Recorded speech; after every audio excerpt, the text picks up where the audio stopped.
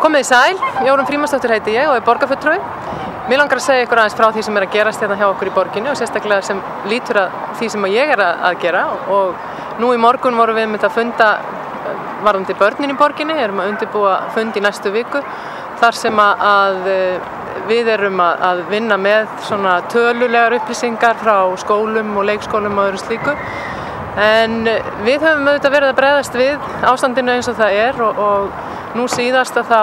víkkuðum við út svokallaða 16. grein í fjárhagsaðstoðarreglunum sem lítur að því að aðstoða fólk með börn sem er lágtekjufólk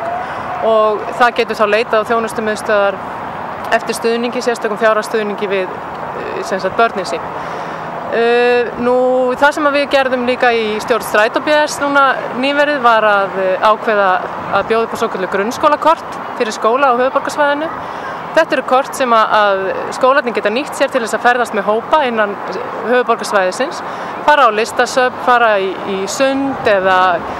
nýta sér eins og útikennslustofur eða náttúrun okkar hérna sem er allt í kring auðvitað og svo sem í miðri höfuðborginni líka. Og þetta er mikilvægur liður í því að hvað maður að segja á þessum tímum að veita skólunum, gefa þeim kost á að fara með nemendurnar án þess að það kosti þá og þessi kort er hægt að nota utan annatíma á tímanum 9 til klukkan 3. Fleira langar mig að segja ykkur frá sem er gleðilegt á þessum tímum því að það skiptir máli að við reynum að vera svolítið björt og ljómandi borg er verkefni sem við erum að